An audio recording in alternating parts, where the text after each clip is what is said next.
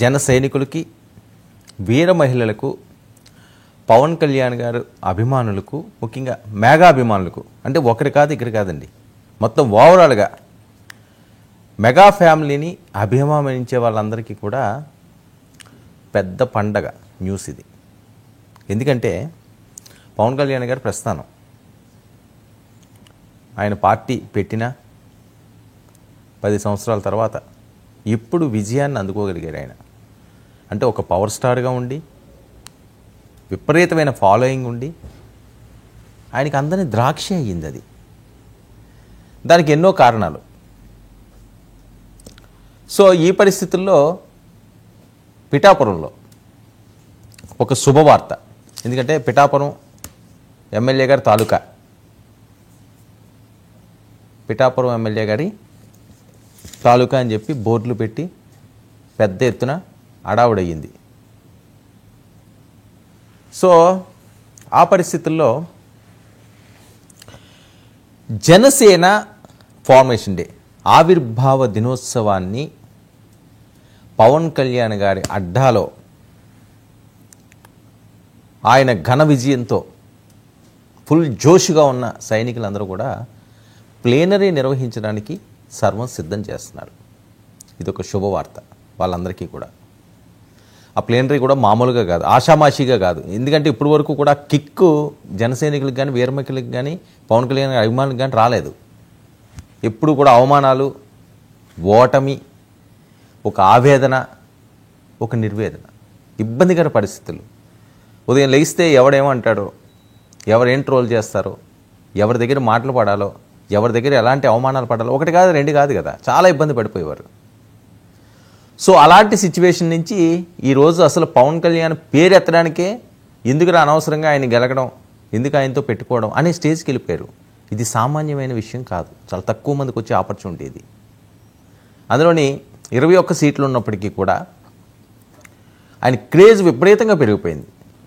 మరి ఈ పరిస్థితుల్లో అక్కడ ప్లేనరీ నిర్వహించడం, పిఠాపురం అడ్డాగా మార్చుకున్నారు. ఎందుకంటే పిఠాపురం ప్రజలు, ఇది ఇప్పుడు కాదండి, 2019లోనే పిఠాపురం వాసులందరూ కూడా సార్ మీరు మా దగ్గరికి రండి, మేము మిమ్మల్ని గెలిపించుకుంటామని చెప్పి వివిధ రకాలుగా ఆయనకి చాలా వినతులు పంపించారు.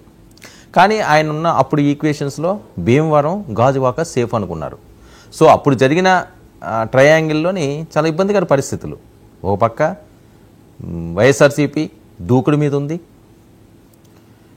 వైఎస్ రాజశేఖర రెడ్డి గారి లెగసీ పనిచేస్తున్నది, ఆయన మీద సింపతి ఉంది, జగన్మోహన్ రెడ్డి గారి సింపతి ఉంది. వారు వన్ సైడ్ అనే టైంలో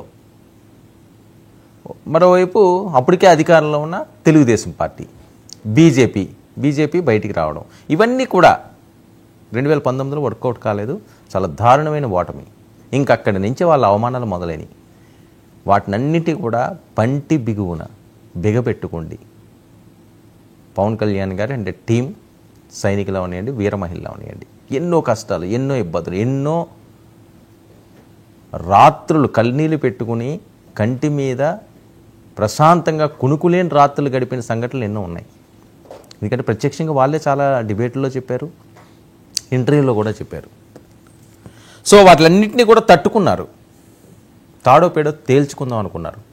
ఒక మొక్కవోని ఆత్మవిశ్వాసం ఉంటే సక్సెస్ అన్నది దాని అంతటా అది ఆటోమేటిక్గా వస్తుంది. ఇంకా ఆలస్యం అయితే అయి ఉండొచ్చు కాక, కానీ రావడం మాత్రం గ్యారంటీ అన్న సూక్తి ఏదైతే ఉంటుందో అది తూచా తప్పకుండా వర్కౌట్ అయిపోయింది ఇందులో. సో ఈ పరిస్థితుల్లో ఆవిర్భావ దినోత్సవం, పిఠాపురం పవన్ కళ్యాణ్ గారి తాలూకా, పిఠాపురం ఎమ్మెల్యే గారి తాలూకా అని చాలా గౌరవంగా నెంబర్ ప్లేట్లు వేసుకు తిరుగుతున్నారు. అప్పుడు అంతలో రొమ్ము విరుచుకు తిరుగుతున్నారు ఈరోజు జనసైనికులు కానీ, వీర మహిళలు కానీ. రెండ్రా ఇంతకుముందు కాదు మమ్మల్ని అన్నదని. సో సక్సెస్ కిక్ అలా ఉంటుంది అంతే, ఇంకంతకు మించి ఇంకేం చెప్పలేము. సక్సెస్ కిక్కే వేరు. ఇది 3 రోజుల పండగ. ఆంధ్రప్రదేశ్లో 3 రోజుల పండగ అంటే భోగి, సంక్రాంతి, కనుమ. కానీ మెగాభిమానులకు, పవన్ కళ్యాణ్ గారి అభిమానులకు 3 రోజుల పండగ అంటే మార్చిలో వస్తుంది. అదే ఆవిర్భావ దినోత్సవం. సో ఆ 3 రోజుల పండగ 12, 13, 14. ఈ 3 రోజులు పిఠాపురంలో అంగరంగ వైభవంగా ఊహించిన విధంగా భారీ సన్నాహాలతో ధూమ్ధామ్గా ఆవిర్భావ దినోత్సవం చేయడానికి గ్రీన్ సిగ్నల్ ఇచ్చేశారు పవన్ కళ్యాణ్ గారు. 3 రోజుల పాటు ఈ ప్లేనరీ జరగనుంది. ప్లేనరీ నిర్వహణపై విజయవాడలో ఆ కోర్ టీం అంతా కూడా సమావేశమయ్యి పవన్ కళ్యాణ్ గారిని ఎక్కడైతే గెలిపించుకున్నారో అక్కడ ఆ ప్లేనరీ చేస్తే ఆ కిక్కే వేరని చెప్పినట్టున్నారు. ఉభయ గోదావరి జిల్లాలో మరి పవన్ కళ్యాణ్ గారికి ఉన్న హైప్ వేరే చెప్పాల్సిన అవసరం ఉంది. వాళ్ళు గుండెని హద్దుకున్నారు, గుండెల్లో పెట్టుకున్నారు ఆయన్ని. అందుకనే ఈ సక్సెస్ వచ్చింది. ఆయన సక్సెస్ అంతా కూడా అక్కడి నుంచే మొదలైంది. ఆయన హోప్ కూడా అదే. ఉభయ గోదావరి జిల్లాలోనే ఆయన ఎక్కువ హోప్స్ పెట్టుకున్నారు. దాన్ని 100కి 100% సక్సెస్ అయ్యేలాగా అక్కడ ప్రజలు చూశారు. ప్లేనరీ నిర్వహణపై కోర్ కమిటీ సమావేశంతో తర్వాత పిఠాపురం ఎమ్మెల్యేగా ఇప్పుడు సీన్ చూడండి. అక్కడ ఇంకా పవన్ కళ్యాణ్ గారు ఆ మాటలో ఆ ప్లేనరీలో ఎలా ఉంటుందో వేరే చెప్పాల్సిన అవసరం లేదు. ఇంకా ఆ స్టైలే వేరు. పిఠాపురం ఎమ్మెల్యేగా డిప్యూటీ సీఎంగా సేనాని అడ్డాలో జరుగుతున్న సంబరాలు ఇది. అంటే అది ఊహకందని జోషీలకి, జనసైనికులకి, వీళ్ళకి. ఇక దీనికి జనసేన ఎమ్మెల్యేలు, ఎంపీలు, సీనియర్లు, కార్యకర్తలు అందరూ కూడా హాజరవుతున్నారు. గతంలో ఎప్పుడూ లేని విధంగా చాలా భారీ ఏర్పాట్లు చేయడానికి సర్వం సిద్ధం చేస్తున్నారు. విదేశాల నుంచి కూడా పెద్ద ఎత్తున తరలి వస్తున్నారట. లక్షలాదిగా తరలి వస్తున్నారట 3 రోజులు. దానికి సంబంధించి ఇప్పటి వరకు కూడా ఈ మహానాడు, ఈ ప్లేనరీ చాలా ఫేమస్. మహానాడు చాలా అద్భుతంగా చేస్తారు తెలుగుదేశం పార్టీ. సో అన్నింటినీ తలదనే విధంగా దేశంలో ప్లేనరీ అంటే ఇదిరా అనే విధంగా చేయడానికి ఆ గెలుపు అయిపోయిన తర్వాత వీళ్ళందరూ కూడా కలిసిన సందర్భం పెద్దగా లేదు కదా. ఎవరన్నా వెళ్ళి మీట్ అయి ఉంటారు, ఆయనకి ఏదో విషెస్ తెలుపుంటారు, వచ్చి ఉంటారు. కానీ అందరూ ఒకే వేదిక మీద పంచుకుంటే ఒక అద్భుతమైన దృశ్యం. దీనికి చిరంజీవి గారు, రామ్ చరణ్ గారు, మెగా కుటుంబం అంతా ఇంకా వాళ్ళు వెళ్ళని లేదులేండి, ఇంకెంతమంది ఉన్నారు. అదొక మహావృక్షం. ఆ వృక్షం మొత్తం అంతా కూడా అక్కడే కనిపిస్తుంది. ఒక అద్భుతమైన దృశ్యాలు కన్నుల విందుగా పిఠాపురం ప్రజలకందరికీ కూడా ఇంకా 3 రోజులు పెద్ద పండగ తర్వాత ఇంక ఇదే పెద్ద పండగ అయి ఉంటుంది. దానికంటే గొప్పగా ఈ పండుగలు చేసుకోవడానికి వాళ్ళు సిద్ధం అవుతున్నారు. అంగరంగ వైభవంగా ప్లేనరీ నిర్వహించేందుకు భారీ సన్నాహాలు కూడా ఇప్పటి నుంచి మొదలు పెట్టేస్తున్నారంటే దాని ముహూర్తం కూడా ఫిక్స్ చేశారు. ఇక పవన్ కళ్యాణ్ గారు మొదటిసారిగా నేను ముందుగా చెప్పినట్టుగా ఆ ఘన విజయంతో సర్వత్రా ఆసక్తి నెలకొంది. ఎలా జరగబోతుంది ఇది? పవన్ కళ్యాణ్ గారు ఒక్కరుంటేనే అది వేరేగా ఉంటుంది. ఓ తరలో వచ్చేస్తుంటారు, ఆయన ఒకసారి చూద్దామని.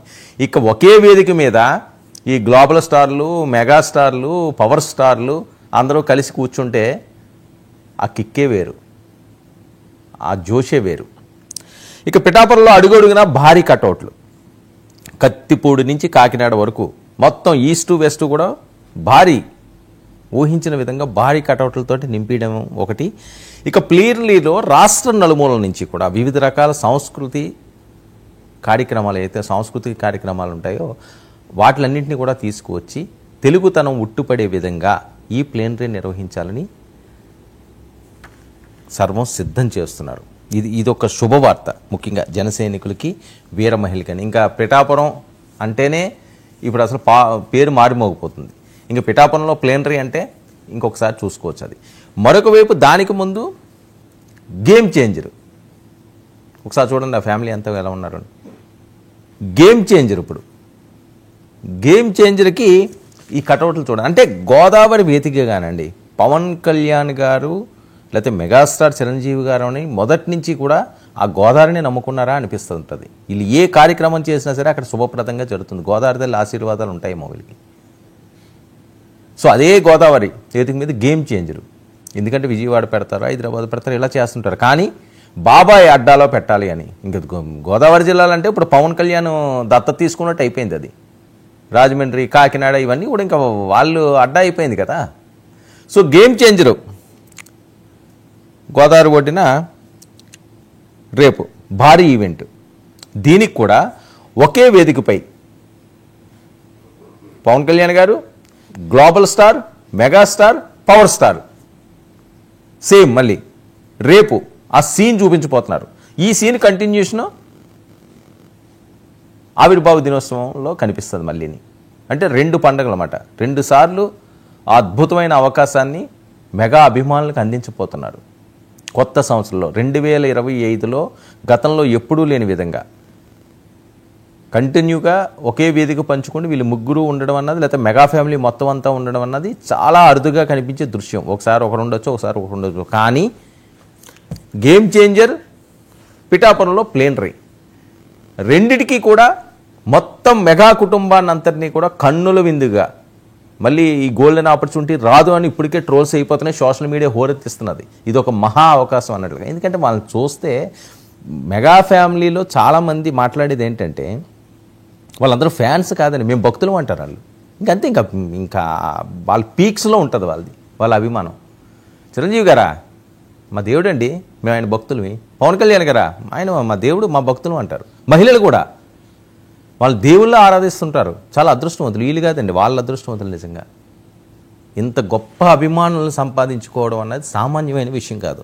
ఇప్పుడు మనం ఒక 10 మంది విష్ చేస్తేనే చాలా సంబరపడిపోతుంటాం, అబ్బా 10 మందికి మనం తెలిసిపోయామని. అలాంటిది కోట్లాది మంది వాళ్ళని ఆరాధిస్తున్నారు అంటే అసలు ఎంత అదృష్టం ఉండాలండి. ఎన్నో జన్మల పుణ్యమేమో మెగా ఫ్యామిలీకి. ఇంతమంది ఆదరణ పొందుతున్నారు అంటే, ఇంతమంది ఆశీర్వాదాలు తీసుకుంటున్నారు అంటే. సో 2 పండగలు సంక్రాంతితో తెలిపి 3 పండగలు గోదావరి జిల్లాల వాళ్ళకి లభించబోతున్నాయి. ఒక మహత్తరమైన అవకాశం.